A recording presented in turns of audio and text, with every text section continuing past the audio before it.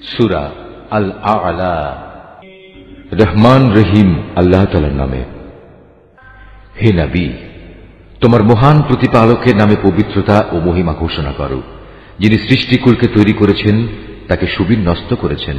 তিনি সবকিছুর পরিমাণ নির্ধারণ করে দিয়েছেন। অতঃপর তিনি সবাইকে তাদের পথ বাতলে দিয়েছেন।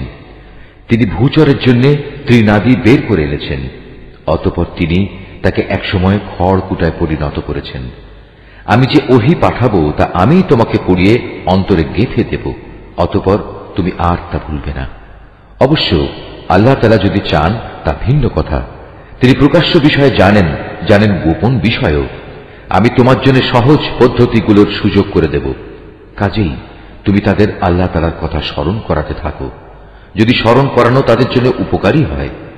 যে ব্যক্তি আল্লাহ তাআলাকে ভয় করবে সে অবশ্যই এর থেকে উপদেশ গ্রহণ করবে, আর যে পাপী ব্যক্তি সে তা এড়িয়ে যাবে। অচিরেই সে বিশালকায় আগুনে গিয়ে পড়বে, সেখানে সে মরবে না, আবার সে বাঁচবেও না।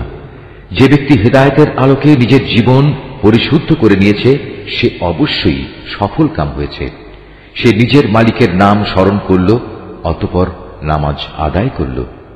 তোমরা তো হামেশাই দুনিয়ার জীবনকে আখিরাতের উপর প্রাধান্য দিয়ে এসেছ, অথচ আখিরাতের জীবনই হচ্ছে স্থায়ী ও উৎকৃষ্ট।